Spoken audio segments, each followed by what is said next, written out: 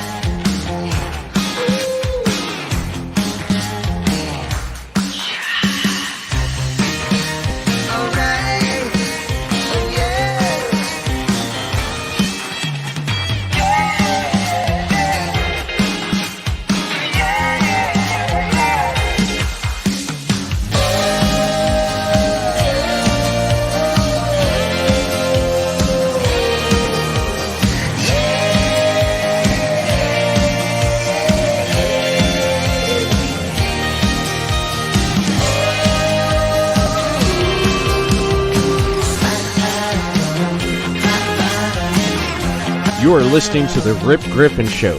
Make sure to subscribe to the show on all the major podcast platforms. Here's your host, Rip Griffin. Hey, what's going on, everybody? Welcome to this episode of The Rip Griffin Show. Tonight, we got ourselves a little baseball roundtable. We got some podcast hosts that will be joining the show tonight, talking baseball, everything else that we got going on, because right now there is no baseball. It's a lockout. There's nothing going on. No news, nothing. Free agency is at a freeze. So, but on tap tonight, we're going to be talking with Hunter and Danny Hart of the Frozen Rope podcast. Guys, how you doing tonight? Awesome. And you guys got another podcast as well, the Diamond Club podcast, right? That's correct. Yeah, Awesome, man. And then also joining us is Mason Hall from the Loaded Bases podcast. How's it going, man? Dude, I'm doing great. How are you? Doing good, guys. This is going to be fun tonight because we kind of been talking a little bit behind the scenes and whatnot on Twitter, whatnot, kind of getting more people into the game of baseball and kind of talking different things, different strategies, whatever it is. So this is good to kind of get on tonight and talk a little bit baseball live. And hopefully everybody's watching at home on YouTube to kind of send in some comments and kind of get some questions going. Let us know what your thoughts are on this offseason. So, but let's kind of talk about you guys' podcast for a second. So I'll start with, because John and Danny, you guys are a part of the same podcast. How long have you guys been doing that? Well, I've been doing the Frozen Rope for about a year now, little over a year. Danny actually came on with me probably Dan, about 3-4 months ago.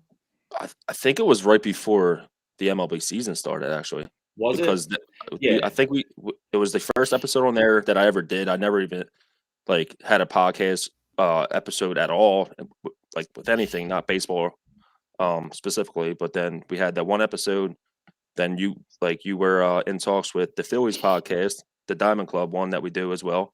And luckily you asked me to be a co-host on there. Then we went back to the Frozen Rope and started being co-host there. And now it's the ball been rolling, so keep it going. Yeah, man. Yeah, man, that's awesome here. You guys are rocking and rolling throughout the season and, of course, this offseason as well. So, Mason, you've got your own podcast as well, the Loaded Bases Pod. How long you been doing that? I launched my first episode on July 1st of 2020. So it was a COVID idea. And then when baseball ended in 2020, I decided to bring baseball to me selfishly because I missed it. So I was like, you know what, fuck it, let's start a podcast. And boom, now I just kept on going, and then now we're here. That's awesome, man. I was a February of 2020 is when I launched this podcast. So nice. Nothing had even transpired yet with the whole COVID things. And so as I'm trying to set the podcast up, and then COVID hits, I'm like, well, what the hell am I going to do now? Because I've got nothing to talk about. So it was a struggle to kind of create the content, but hey, we were able to have baseball, which is one thing that I'm excited. We had a World Series. So, but I'm very similar on that. Like when it came to everything when I wanted to start, it was very similar to that. I had a friend who asked me one time, he asked me, he's like, listen, I want you to write some stuff about the Phillies. And he's like, he had his own thing going on, and he was like, I want you to write stuff for the Phillies. He's like, and I'm also doing a podcast. He's like, so that hasn't started yet. So I kind of was waiting for that to start before I even did my own. And then that took a little bit. He ended up doing something else. He ended up not even doing the podcast.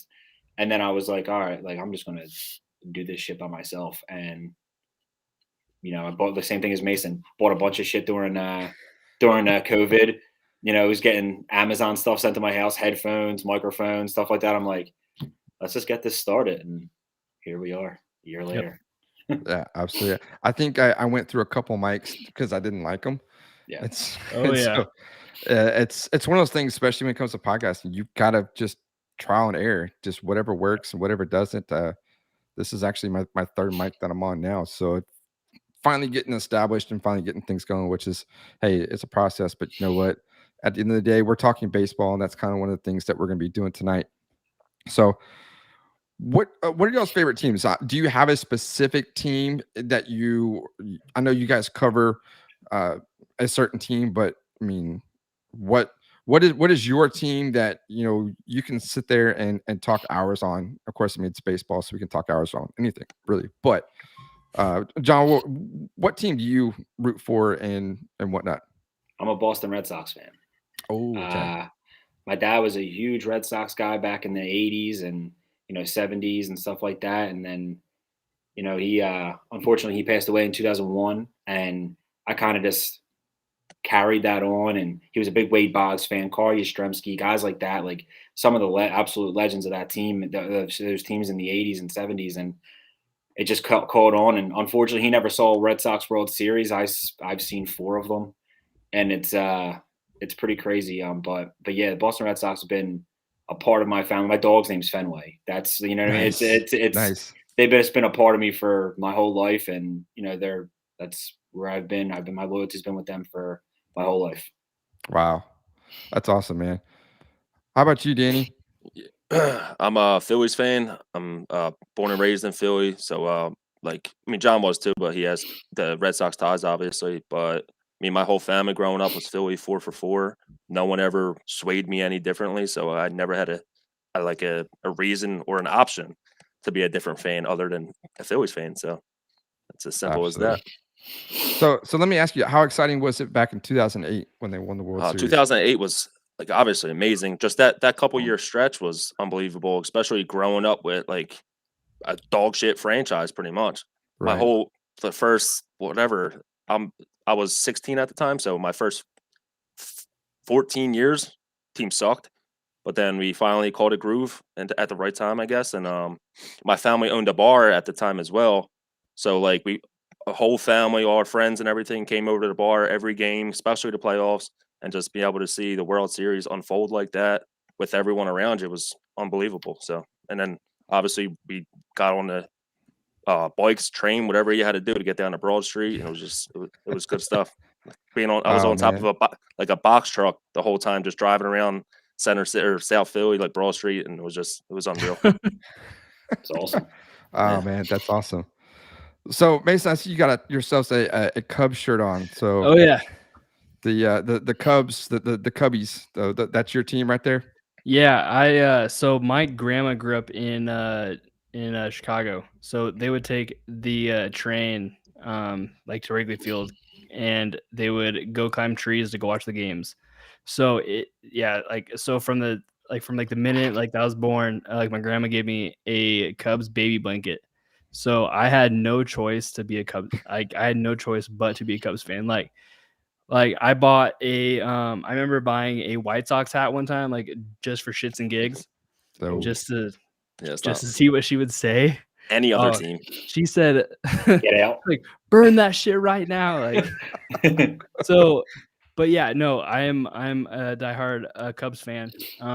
But I do live up in Washington State, so I do go to probably about 15 or so Mariners games a year. So, I mean, they're America's my second team. Yeah, they're America's team. Yeah, exactly. So I can't. Yeah, so I'm a fan of America's team. Yes, you are. So I really enjoy. I mean, going to the Mariners games and go watching them. But I mean, the Cubs for sure are the top team. Absolutely. I'm sure it was exciting back in 2016 when they finally got over the hurdle Oh and man, won that World Series. That was a nail biter. I mean, going to dude, Game 7 and the rain delay. That was that that had to be was the scariest thing I think once Roger Davis hit the home run and tied the game in the 8th. Yeah, I was like teary eyed the whole entire like the rest of the game. It was the most like stressful, like anxiety ridden thing I've ever experienced. Like that whole entire postseason was the roller coaster. Did Like, you see? Did you ever see? Did you ever see that tweet? There was like the guy who said, if it was like from like 10 years ago. Some guy tweeted and said the world will end. The Indians will be playing the Cubs, and it will be a tie game in I think it was Game 7, and it will be in a 7-game series, and the game will be tied, and the world will end. When Rajay Davis tied that game, I was terrified. I would be Terrified. too. I'm in my mid-20s, terrified. I've never been scared in my life. I sat there, I was like, I remember when it became when the whole like Y2K Yeah. thing. I remember that Yeah. back in the day when they said the world was going to end as soon as it hit midnight. I swear to God, the world was going to end that night. That's the craziest prediction, other than my prediction in the beginning of this season that we'll talk about later. That was the craziest prediction of all time. Oh, Wow. dude, I would have been okay with the world ending after that World Series. But the prediction was there was no going to be the world was just going to end. Yeah. Oh, Just happened. Neither team was going to win. then well, It was then miserable. I wouldn't know what to do then because I mean, Well, you'd be dead. yeah, So sure. it wouldn't really matter. Well, you know what? I mean, the Cubs winning World Series that felt like heaven. So Yeah. you know what? We all might be dead. It's Who Iowa. knows? Because that whole thing worked. Yeah, that was a pretty. I'll be honest. I tried to stay up to watch the rest of that game, but I couldn't do it. But I couldn't hang in there. But it was good to see them win. I've got family that actually lives in the Chicago area, but they're all big White Sox fans. So, they were excited back in 2005 when the White Sox won the World Series. It was the last time my grandpa actually got to see a baseball game before he passed away a few months later. But, so yeah, he got to see the White Sox finally win a World Series. Like for me, I grew up a Braves fan, so I never was an Astros fan at first because during that time the Braves were on TV. They were on national TV, just like the Cubs were. Those were the two teams that you could watch at the Cubs being during the day because they didn't play at night, and the Braves. The Braves were playing primetime. And we had a player that was on the team in the early 90s was from my hometown. So it was kind of one of those, connections that you just, you rooted for the Braves. And that was the thing with them continually being in the postseason every season, being in the World Series. You just kind of gravitated towards them. And Who was the player? Ron Gant. Oh, really? Shit. Ron Gant played for the Phillies at one point. Yeah. Former Phillies great. Ron Gant was good. He was, and it sucked for him because that 94 season he broke his leg, which knocked him out, and then he was let go the next season. I think it was Cincinnati. I'll have to don't quote me, but I have to look. And then the Braves won the World Series in '95, so that sucked for him. But I mean, I got to see him play. He would come back to town every now and then during the holidays and whatnot. You might run into him, you may not, but. Awesome. I think he's in Georgia now. So, that's awesome. But yeah, he kind of bounced around, and then of course, the Braves and Astros kind of got into that rivalry back in the NL Central, NL West days in the late '90s. So, but the Braves would be my National League team, the Astros would be my American League team. So, good way. But John, you brought up something about a prediction. Let's talk about that real quick. What was your prediction? Because I'm curious now. I was the first on March 11th, 2021. Danny, you can attest to this. Talk your shit, John. I was the first. Don't care what Trevor Plouffe has to say. Don't care what anybody on Talking Baseball has to say. I was the first to ever say Braves, Astros, Braves in 6. I said it in March 11th. Yep. Trevor Plouffe didn't say it till March 30th. Just throw that out there. That's all that needs to be said. I was the first person to predict that. And you know what? He got all Document the it. glory. He gets all the glory, all this stuff.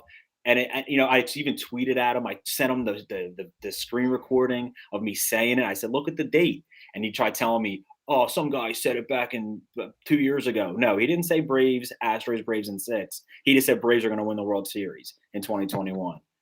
It was insane, Rip. And the fact that he didn't even give me a little bit of credit really hurt. Really, it struck a chord. And I'm a big Trevor Plouffe guy. I'm a fan. But that really struck a chord with me. Man, Trevor Plouffe, yeah. I think you need to come on and kind of do a rebuttal, He doesn't want to. He doesn't want Yeah. this smoke. Man, well, yeah. He don't Hey, want that. you got all the glory now. So you're Thank hey. you. John, this is for you. I appreciate you guys. Thank you. I appreciate it. So, but what did you guys think about that World Series? The Braves coming back from last being the World Series in 1995. I mean, the Astros returning from since 2019. Did you like the matchup? Was it the World Series that you kind of were hoping for, or was it maybe your Dodgers, Astros? What was you guys' thoughts? Dude, that was my prediction. It was Dodgers Astros, just because of like the history behind it. But just for for the drama for it. That's what I wanted. I You mean, want more Joe Kelly memes? Yeah, exactly. Dude, yeah, exactly. But no, I mean Braves Astros. I thought it was a great series. Mhm. Yeah, I Like, mean, once overall, the yeah. Red Sox lost, obviously John was Yeah. begging for that, so he could talk. I was shit begging on for Trevor I Plouffe. was begging for the Braves in 6 thing. It was a whole thing. The whole time I'm sitting there like, dude, just let it happen. Just let this Yeah. happen. And I thought it was going to be a huge break for me. It wasn't. It wasn't. No one cares. Ah, man, it's But just I mean, as a Phillies fan, I obviously didn't want to see the Braves win it, but I mean, they went out and had a hell of a trade deadline. They got hot at the right time, and I mean, they went on a roll. So you can't take anything away from them. They did what they had to do, and yeah, yeah. it's pretty impressive that they go out and at that part of the season when they're below 500 and Yeah. they go and make a bunch of key acquisitions to bring in players. I mean, you're thinking, okay, this team isn't going to compete in October. There's no way. And they go out and they bring in, Jock Peterson and Soler and a couple other guys as well. And so, and next thing you know, it's like September comes. That's the baseball. That's where you want to be. You want to be getting hot at the right time, and that's exactly what they did. And I'm as a Braves fan and from the National League, of course, I mean an Astros fan. I was happy either way. Of course, I would like to have seen the Astros win it at home because I think that would have been a storybook ending to a season that was just they were crapped on a lot, especially on the road. I mean, obviously, it was going to happen. They expected it. They knew it. They kind of embraced it. I think they kind of kicked it up a notch when you can hear a lot of the boos and jeers and whatnot. But I mean, hey, hats off to the Braves. I'm glad they were able to get back and win it. I mean, Brian Snicker being with the organization for over 40 years, definitely he definitely was earned. It was an earned World Series for sure. Those guys fought, and so but congratulations to them again. So we kind of touched on the teams and whatnot you guys root for, talk about. So what are some of the key things that your team needs to address this offseason?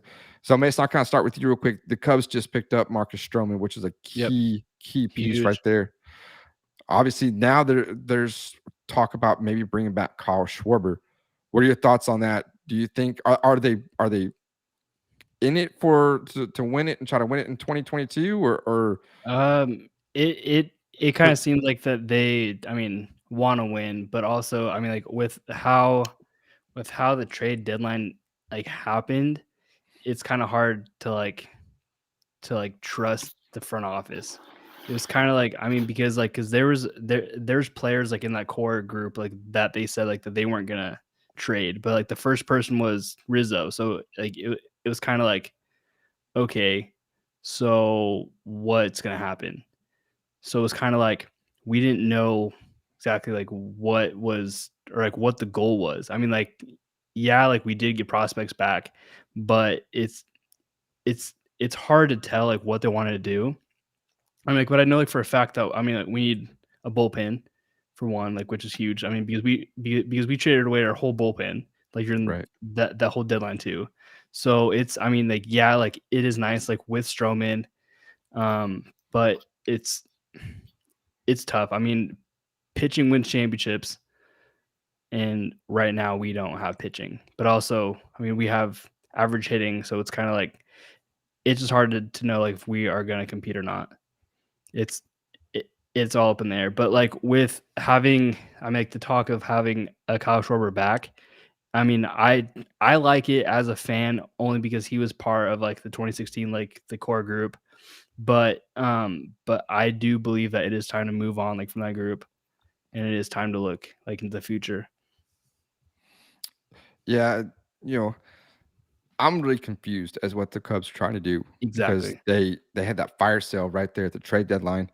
And then now they bring in Marcus Stroman, that kind of bolsters that rotation a little bit. Yep. So I don't know. It's one of those things. It's tough. It's hard to be a Cubs fan right now because you have no idea what to do. Like it's like we have these hands and we don't know what to do with their hands. We're just like sitting here like what do we do? Ricky Bobby. To be honest, what do I do with my hands? I think they can if they add another starter. They add another starting pitcher. Yeah. Right now they have the top three would be probably Stroman, Hendricks, and probably Wade Miley. Right now, I think is who they. I think I totally forgot. Yeah, they picked up Wade Miley. That's a good. Yeah. That's a solid pickup. He's a lefty. He had a solid year last year. And we only got him for like 10 million. They got him for like nothing, pretty much, for what he was able to produce last year. That's a huge acquisition for them. 100%. Then I mean, Clint Frazier. I think him getting a change of scenery will be huge for him. Yeah, it'll be nice. Young player, right-handed hitter. He can play the outfield. He can play there with Ian Happ, and then I don't know. I like Nick Madrigal as well. He's another player that I like with them, and he also came from the. I think he was with the South Side for a couple of years. What we need, like, is a leadoff guy. Exactly, and he is your old school leadoff guy. He's not going to hit you for any power, but he'll get on base. He's going to do something like that, which is what they need, and that's a huge thing for them. And listen, they probably and don't think they're not going to add people. And I've said this to Mason before. I'm a huge Jed Hoyer guy. I know he was groomed by Theo Epstein. He's been groomed since he was in Boston. And I've been a fan of him since then.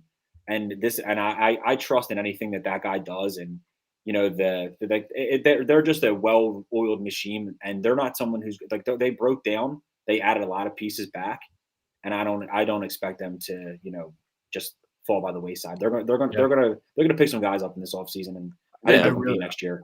And Wisdom and Schwindel they play very well too. So, pause a second. I'm gonna go change my shirt again. Here we go. He's going back. He's going back into the booth. He's got a wardrobe change here in the middle of the show, so we'll kind of let him do his thing real quick. But I mean, like I said, the Cubs are kind of one of those teams that I don't know what they're going to do, and it's kind of confusing. But sure. I mean, I would like to see the Cubs be competitive, especially for David Ross. I mean, he's kind of coming into that season of 2020 when you just didn't know what was kind of. We got the Schwisdom shirt on. Schwisdom. I like it, dude. We're cruising.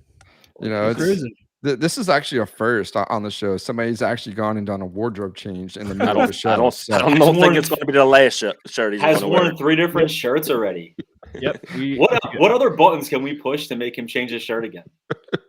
That's who else do you like?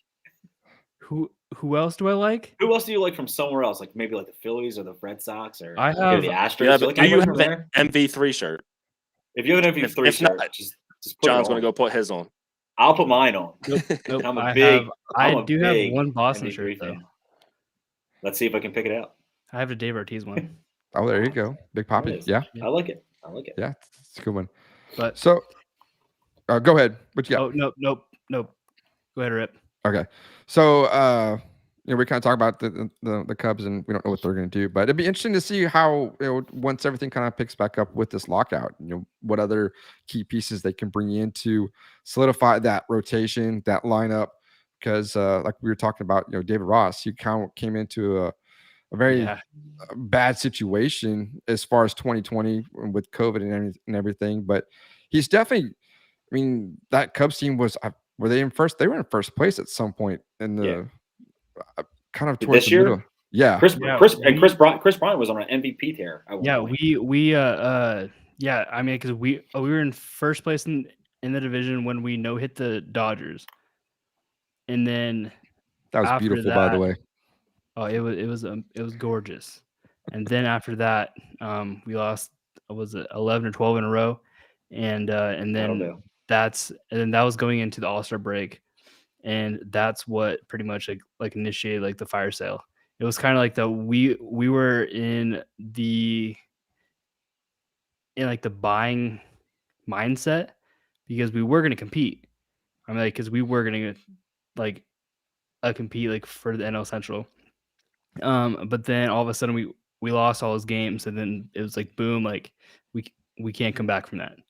So it's kind of like was it like the biggest like heartbreak ever, that when the fact that the Cubs went on a huge losing streak, but then the Cardinals went on a huge winning streak? Was that like how did that feel? As like, because I know like, obviously they're huge rivals. So like seeing your rival absolutely thrive, and then you guys just trade your whole team away. Yeah, core. And go on a huge losing streak. To be honest, I didn't watch pretty much like the second half of this year. It was kind of like, oh look, like the Cubs won today, like 2-0. It was like, okay, cool. It was so sad. It was that was the point of the year, like where I'm like, you know what? I hope the Mariners make it. Like let's start doing that. Yeah, exactly. But the whole like, it was. I mean, like, the Cardinals, they did super well. Like they played their way like into a playoff spot, and I firmly believe that they deserve that spot just because of the way that they played. And it hurts to say that. It really hurts to say that, like as a Cubs fan, but you got to give credit where it's due. So yeah, it's but you know what? It's a new year next year, so we'll see what happens, and we'll see if there's a season. I mean, go Cubs, go! That is true. Go Cubs, dude. By the way, their song is my favorite song ever. Oh, dude, it's so much fun to like. Go Cubs, go! I put it on at bars here, dude. In Philly. People look at you like, "What are you doing?" But like, if you've ever been to the Cubby Bear and that song comes on, you understand. Oh yeah, I don't know who's ever been at Wrigley Field, but if you go to the Cubby Bear is across the street. It's the greatest bar ever. Yep. The minute the Cubs win, you almost like want to leave the game early so you can get to the Cubby Bear for when they win, and then the whole bar just erupts. The whole bar just goes crazy. No matter what game it is, it could be the middle of the season, middle of July, and this team Sunday game. You hear "Go Cubs, Go" coming on, and the whole crowd, everyone's like, "Go Cubs, go!" It's the best, dude. It's the best. It's that atmosphere is awesome. A ringtone. I love it. Ringtone. I love it. I'm gonna have so much fun. I'm gonna check that out because I've never heard it. So that's it's on my bucket list. I've got a bucket list of all the teams and stadiums to go see. So I haven't made it to Wrigley yet, even though I've got family that lives in Chicago. But you got to do it, man. Got it. Absolutely. We'll check it out one day. So, Danny, let's kind of jump to your Phillies real quick. So, what do you think that they need to do to kind of get back? Because they're in that East Division, and it kind of is one of those like we saw with the Braves this year. The Mets were kind of one of those teams that kind of were in first place.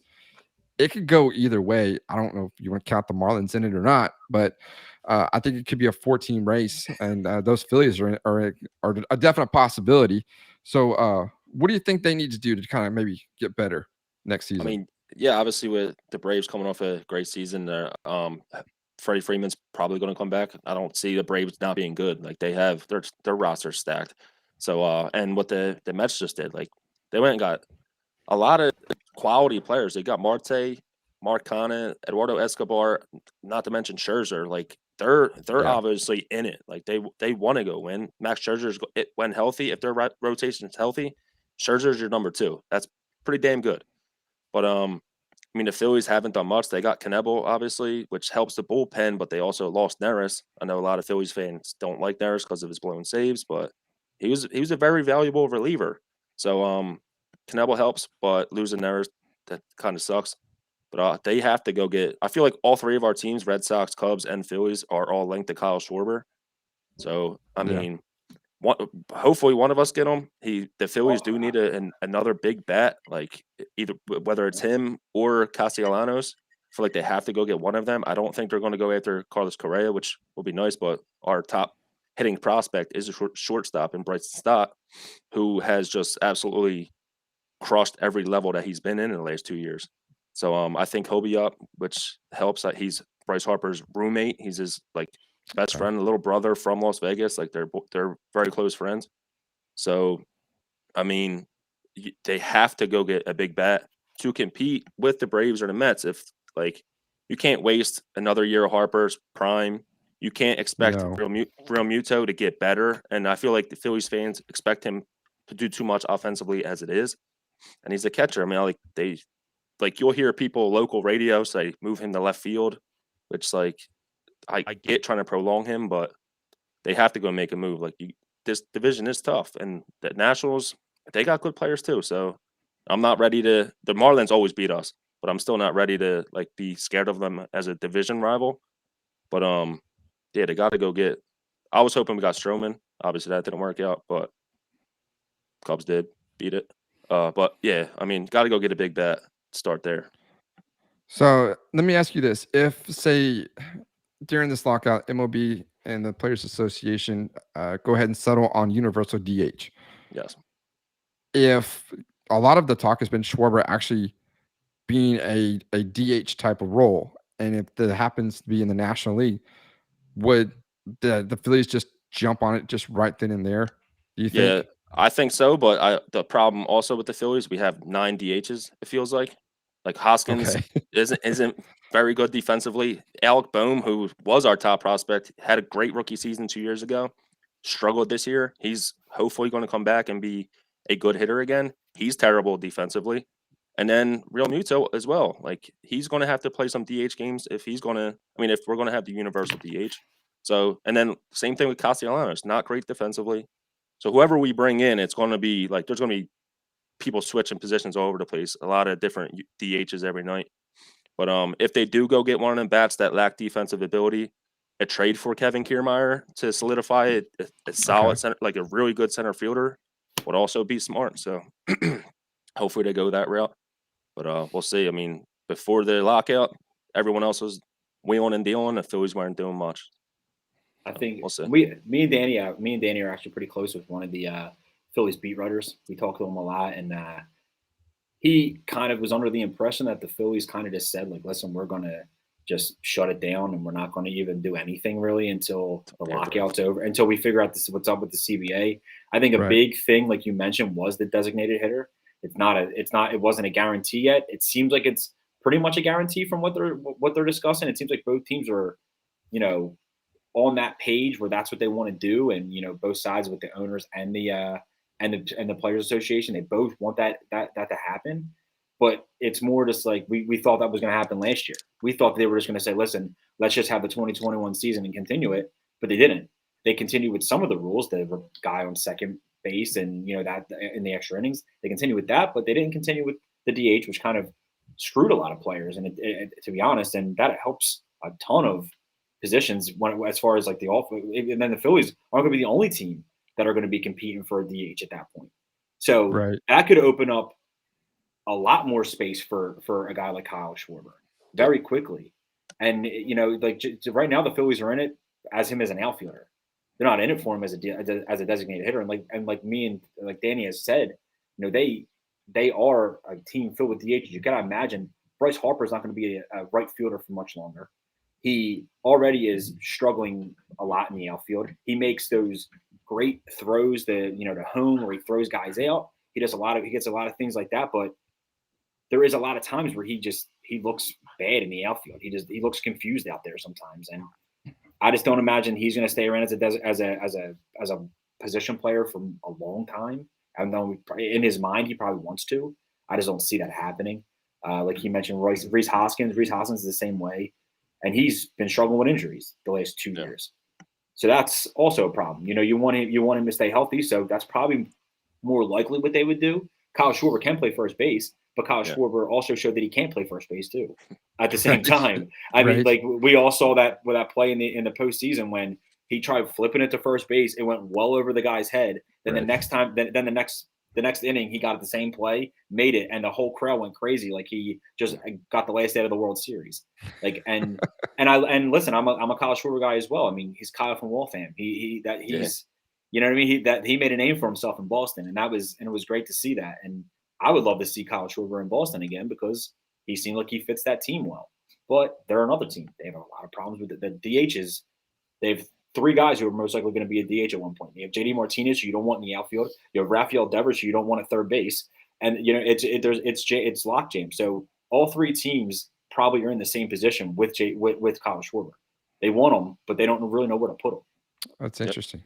That's interesting. Yeah, it's a lot of things that could happen. I mean, but it seems like there are probably maybe some other key fits that all 3 teams can make to get better. That Schwarber shouldn't be in the conversation. So, but what about the Red Sox? I mean, they just picked up with that trade. They sent Hunter Renfroe to Milwaukee, brought back Jackie Bradley Jr. So, what's kind of the vibe around the team with this trade that just went down? It's kind of confusing. And the main reason why it's confusing is because before the lockout, Chaim Bloom mentioned that he wanted to add a right-handed bat, but then he took one away with Hunter Renfroe. So you want to add one, but you added a left-handed bat who really isn't much of a bat at all. I mean, Jackie Bradley had statistically one of his worst seasons ever this year. He's a great defensive outfielder. That's something I'll take. You can never take that away from him. But he is an absolute travesty at the plate. Except for in the playoffs for some reason. He decides to turn it up, which is fine because Hunter Renfroe looked like shit in the playoffs this year. And that was miserable. Yeah. Their biggest thing is they need pitching. And right now they just decided to add Michael Wacha, Rich Hill, James Paxton. Like they're adding names, but Paxton's not going to be ready until probably July. He just got Tommy John last year. Wait. So pause. How did I miss this? What did I just hear that James Paxton is a Red Sox? As a Boston Red Sox, yes. What? Yeah. Signed a bunch of question marks. What the fuck? Yeah, so they signed him, which is pretty crazy. Mainly, I mean, he was with the Yankees, then he was with Seattle. Yeah. And then he got Tommy John. And now the Red Sox signed him, but they know that he's not going to be back until, like I said, probably July. Yeah. And I mean, for him to be they're already in a position where they need starting pitching. You know what I mean? Dude, so it's like a healthy James Paxton is lights out. Of course it is. He is awesome when he's on. Yeah, when he's on, he's great. But they losing Erod was big. Yo, I mean, you're losing. That's a huge starting pitcher to lose, especially when, I mean, he had a great year this year. He had a much better. I mean, he's coming back from COVID, which is already a big situation. He had heart problems during the 2020 season where he didn't get shut down. He couldn't play. And that was a huge deal. And him coming back, being able to come back, play the way that he actually did because of that, you thought he was going to lose a lot, and he didn't. He ended up getting a huge deal from Detroit, which kudos to him. He deserved it. He's a great pitcher. But, Boston needed to – and there's another one. Boston needed to be in on Marcus Stroman, and they weren't. And it's – but I trust in Chaim Bloom. I trust the system. I trust what he did. I mean, they weren't supposed to be where they were this year. They were in the ALCS in a year's time. They brought back Alex Cora, and they were right back. And I don't know. I don't know if it's his philosophy or what he does there, but they listen to it, and they definitely, and it's clear. But I mean, I would love to add another offensive bat. Carlos Correa has been somebody who's been mentioned. Trevor Story has been another guy who's been mentioned. Because they honestly want to move Alexander Bogaerts from shortstop. He's not a good shortstop. He's miserable actually over there. And then you also have the fact that Rafael Devers is absolutely brutal at third base. So That whole left side of the infield had, I believe, it was -17 defensive run save last year. Wow. They It's were not great. miserable. Not They were great. miserable on the left side.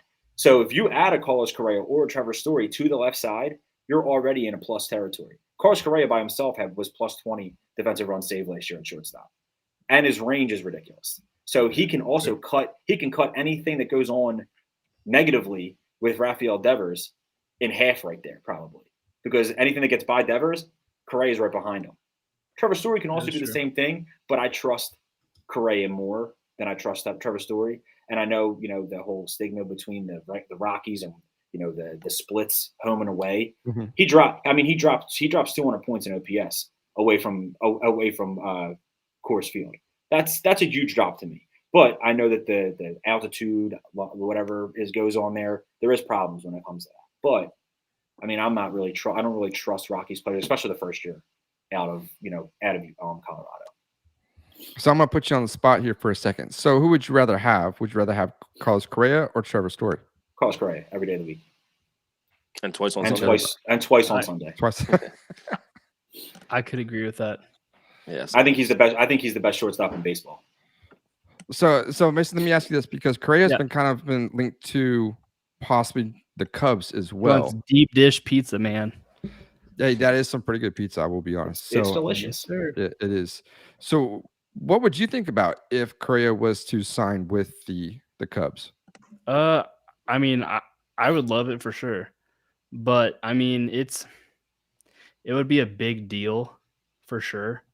But I mean, for me, being from, I don't know, I would rather have two guys who are just above average than one guy who's just like absolutely like a platinum glove guy, if that makes sense.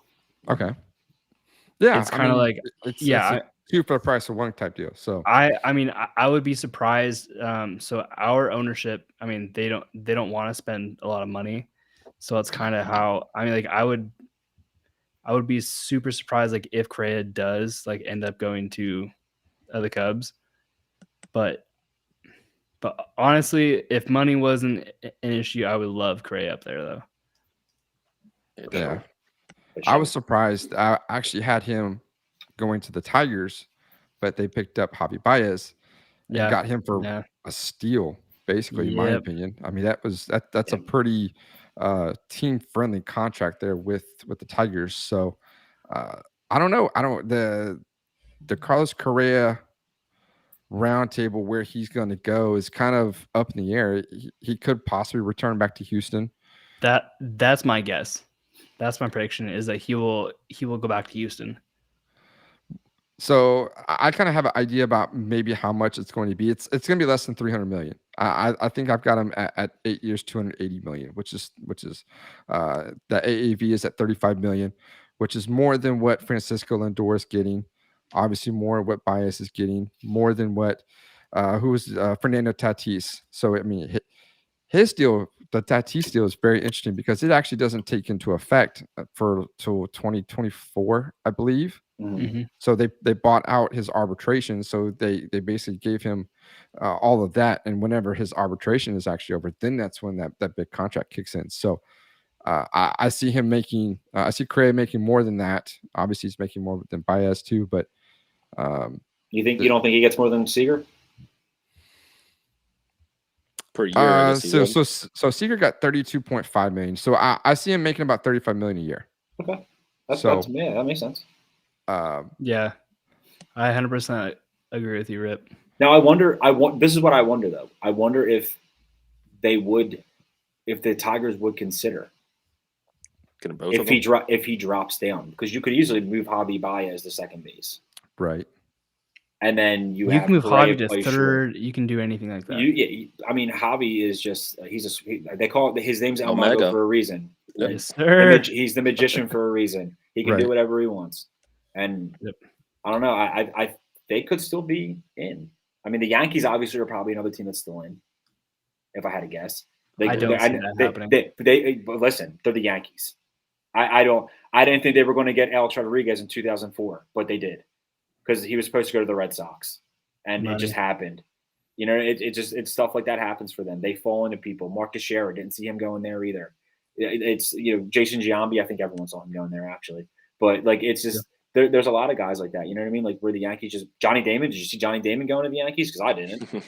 I was No. Jacoby Ellsbury. He's another one. Yeah. Like Sure. you never know that they're always there when they say like the Phillies, the Cubs, and the Red Sox are in on somebody, and then there's a mystery team. The mystery team is always either the Angels or the Yankees, all the time. It's never not the Yankees or Angels. So yeah, the Angels need a lot. I'm glad nobody here is an Angels fan because I'm a Trout fan. Trout, Yeah, yes. absolutely. I really We are all diehard Trout fans. Like Big we Trout want him guy. to win a World Series. Yeah, big truck guy.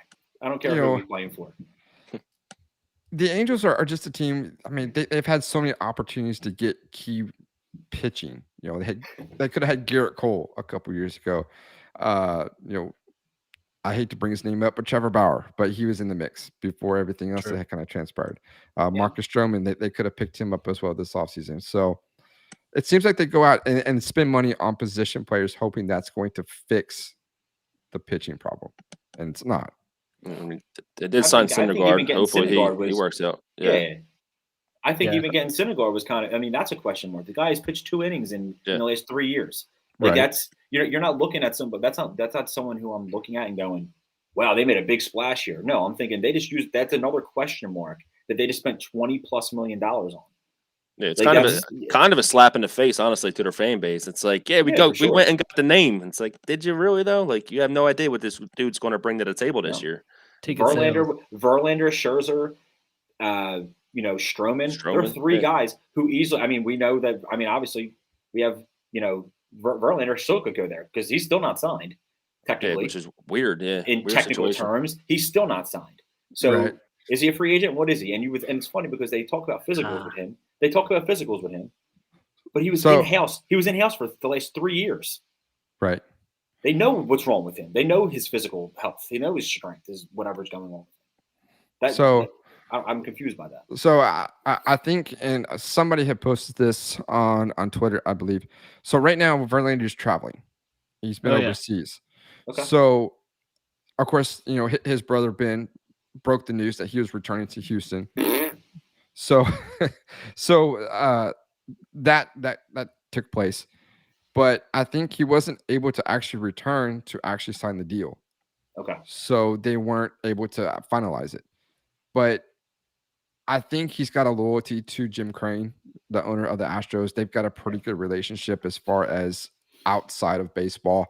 I see him as a guy that he wants to redeem himself, and I think coming back to Houston is probably the best bet for him. He might ante up and do the second year. I don't think so. I think he'll be a one and done, and then he'll go and get his whatever 2 or 3 year deal. Maybe go back to money. Sure, yeah, that's exactly. I mean, if the Astros, if he takes that club option, I mean, he's getting $50 million. I mean, I'm part of that deal. So, I mean, that's coming off of Tommy John. That's a pretty lucrative deal right there. But absolutely it is. Absolutely, it is. Especially at that age. Yeah. I was shocked that Scherzer got that. I mean, and I wasn't shocked that Scherzer got it. I was shocked that I was shocked that he went to the East Coast because there was all those rumors that he wanted to stay on the West, and I was more just shocked the fact that he like it just happened so fast where he was like, all right, well now he's making $40+ million a year. Right. Like what? Like it just happened out of nowhere. And then you have Trevor Bauer. You said you didn't want to mention his name. You have Trevor Bauer who's going on Twitter gloating. Him and Rachel Luba are both his agent. Rachel Luba on Twitter gloating about how they made that happen. Yeah. And he hasn't earned it. Come on, man. Like, yeah, no. You signed 5 1-year deals is what you signed. That's literally what he signed. All options, 1-year deals, which is great for him. Oh yeah. I mean, he's taking a gamble on himself every year, but the dude hasn't earned it yet. No. Whereas Scherzer has earned his. He's got a World Series, to bring to his name. He's got Cy Youngs to take to his name. So I think he deserves that 3-year deal, 100 and what was it? I mean, he's getting like $43 million a year. Yeah, it's ridiculous. That's insane. But I don't so know. much money. That's where baseball's at now. I don't know if somebody said that the Nationals are still paying part of his salary as well. They are. He's actually getting paid what I see $59 million a year for the next 3 years. He gets $15 million a year until like 2028. Because this year started the deferred money. Or this season coming up starts deferred money. So he'll get $15 million from the Nationals, and for the 3 years that he's with the $15 million a year for the next 3 years from the Nationals that he's with the Mets. So imagine so the National League East alone is paying him $59 million a year. That's wild. Every week your paycheck's $1.2 million. Like, all right, that's cool. Stupid, dude. Every week. Stupid money. And what's even crazier is when the deal's over, Bobby Bonilla will still be getting paid. Yeah. Bobby Bonilla. He's getting paid at their Wander Franco's.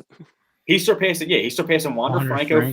He's surpassing Wander Franco's deal, Fernando Tatis deal, like all the big deals. Every deal. Not Barry Bonds.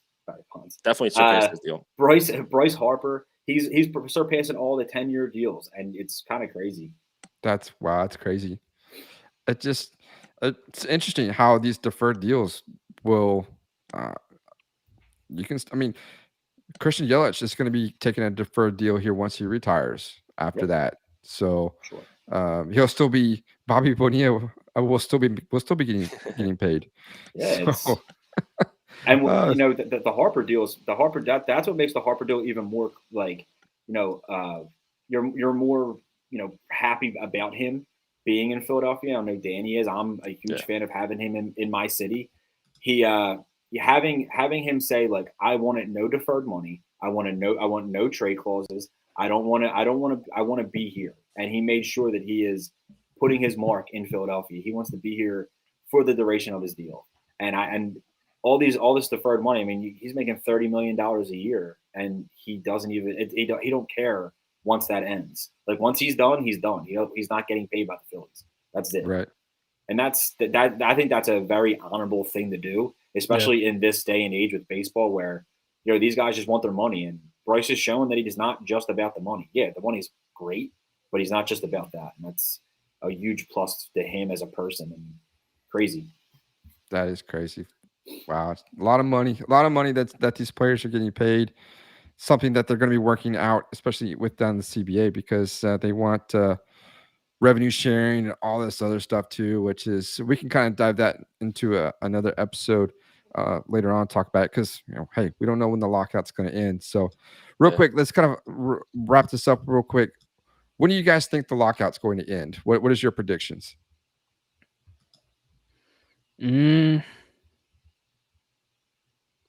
Dude, that's tough. February 17th. Oh, John said it. February 17th. Tweet someone's it right going to now. someone's going. Trevor Pluth, I know you're listening. Don't steal his thunder. Beat it. I wrote that down now, so we'll put out a tweet. That John makes the prediction that it's going to be. I mean, do you think it will be before spring training starts or after, or maybe will it end before the season starts on April 1st? I say March 1st. Just so, yeah. I mean, I can't imagine that. This is the best part about this, is that it's in the off season. Yeah. Right. It's a lockout. It's not a strike, which is even bigger. If it's once this hits the regular season, that's when this gets bad. 94 to 95 was a lot different because it was mid-season. They were playing without a deal, and they were supposed to be doing it on good faith, which is a huge thing when it comes to labor and stuff like that. You tell them to go to work on good faith, which it's with 20 plus years of good faith and them being able to figure stuff out. You would hope that things would be trending in a better direction. It doesn't sound like it's really that great right now, but I feel like they're bound to know that they have to figure this out. They can't strike. They can't. Baseball, because big reason why steroids aren't a thing anymore. No. Exactly. And they save the game. Then you can't. You don't have that savior right now. There is no savior. Yeah. Baseball's going to have to do something to bring back all the fans before they alienate them all, and we can kind of touch on everything else on the next episode because I mean there's just so much to cover and with this topic here. So Danny, who do you think? Oh, when do you think this lockout's going to be over? I'm going to be more optimistic than these guys, and I'm going to go with some holiday cheer and get the new year started out right, January 1st. Thank you. That's my prediction. A good start to the season. Done, new year, new MLB. Bingo. That's right. I have a feeling it'll be January 1st is when this lockout's going to begin. Let's close that gap. So that's it. We're gonna mark that down right now. So yes. What about you, Mason? I am less optimistic. March 1st. All right. So we'll write that down as well. Yeah. I'm sorry. So I get it. Who knows? We don't know what's going to happen with this. Yeah. Right. Before pitchers and catchers report, hopefully, man. Just don't. No more. Your prediction's the best for that. Yeah. You know what I mean? It's nice. January 1st would be great because they get to actually train a little bit before. I mean, they're training right now, but like they're not able to train in their facilities, which is a huge thing. And you touched on before we end this, but I mean, you touched on guys like Alec Bohm. Alec Bohm is hoping for a jump start of a new season. The Phillies just hired Bobby Dickerson to help him defensively. And now he can't even work with him. And this is supposed to be the time where he's working with him right now, and he can't. So that's they need stuff like that to happen, and like now. Yeah, I agree. That whole before the season started last season, that was what they call it, summer camp or something, summer training or 2.0 or spring training 2.0. That can't happen to these players. We saw too many injuries, and these guys need to have time to kind of amp up, get back into shape. As far as pitchers, for sure. I mean, gosh, we saw so many elbows blown out last season, and it's terrible. It's terrible for the game, for the fans, especially that go out and pay to see these players play. They need to be able to have some reassurance, that they can go out and watch these guys. So hopefully they can get it done. Danny, I like your prediction as well. Holiday cheer. Let's get some things going. Play some jingle bells or something.